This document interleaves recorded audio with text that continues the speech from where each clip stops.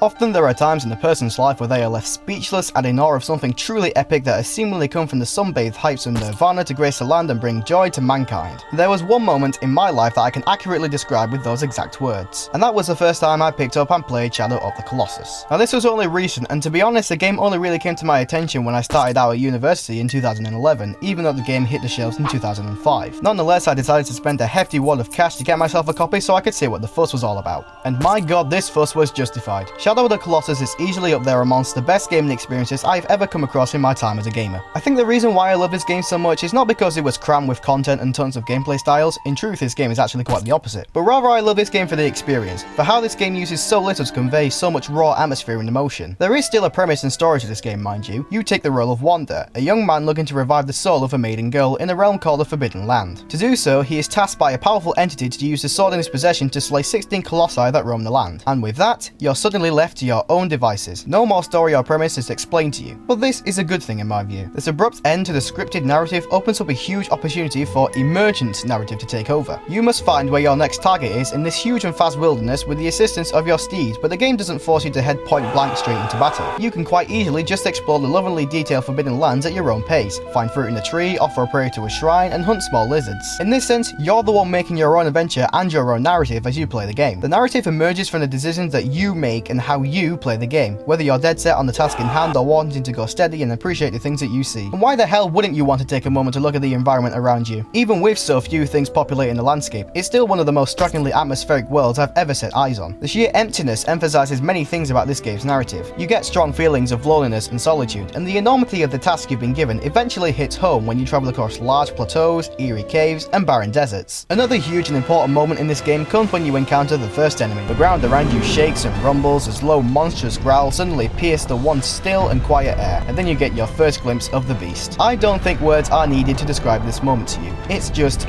immense. And then you wonder how you're expected to bring it down with but a sword and a longbow. Nevertheless, you must muster up your courage and head towards the monster even though you know it could quite easily squish you like a little itty bitty icky cockroach. This is where things get serious. The soundtrack pulsates in the background as you seek the weaker areas of the Colossus' hide to strike your blade into. And it's clear that the Colossi have other ideas as they gyrate and shake violently as you cling on for dear life on their mossy skin. I like how the button to grab the skin is on the bumper buttons of the controller. It's the perfect feedback to the response. It honestly really makes you feel like you're holding on with all of your might. It just feels right.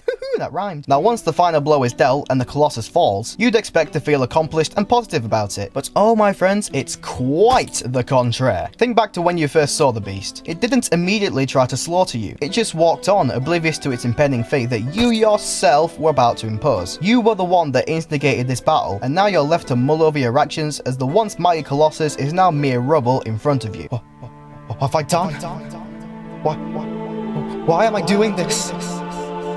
I mean, who is the real monster? Ghost tentacle tickle time! Some of the biggest themes that this game conveys are those of self-doubt, regret, and futility. For as you play on and continue to slay Colossus after Colossus, you question your actions more and more. Your moral center seems to become tarnished, and you begin to wonder whether your painful plight will be worth it in the end. You've entrusted a mysterious entity with keeping his side of the bargain, but you suddenly start to think that something darker is waiting for you. Of course, you had the warnings beforehand. You know what you're doing is dangerous, but you're here now and have no option but to carry on, even if it gradually changes you for the worse. And every new Colossus throws something new onto the table, designed to instill a feeling of fear and doubt. And the game asks you, how do you expect to kill the beast this time? The entire ordeal is a test of nerve and resolve, but you find some solace in the fact that your lifelong equine companion Agro is here to help you. This bond between man and horse is probably one of the most subtly powerful relationships I've seen in any game. Sometimes she'll hesitate to answer to your commands, but she still controls and moves very realistically, something that the developers at Team Ico were aiming for. I was a huge fan of this poignant relationship shared between Wander and Agro, something that really shone through when traveling to the final Colossus. Now I won't spoil anything more as you should experience it for yourself to truly understand, but I will say that it's powerfully emotional stuff. Shadow of the Colossus is simply a must-play experience that I will forever uphold as one of the best in the history of video gaming. It throws together visually stunning environments, deep emotional narratives, epic gameplay and mechanics, one of my favourite musical scores of all time, and plenty of twists and surprises to create a scintillating adventure of the highest caliber. Lots of things that I've talked about in this game simply cannot be justified by words alone. They need to be seen and experienced firsthand for it all to make sense, so I wholeheartedly implore you to grab a copy however you can. can, be it the original PlayStation 2 copy or the PlayStation 3's HD remaster bundled with Ico, which is another great game. Trust me when I say that you'll come out of playing Shadow the Colossus a changed man and you will not regret it. Now all I need is for Team Ico to hurry the fuck up and finish The Last Guardian and everything will be just peachy. This has been one of my Rapid Rambles. Stay you and stay awesome.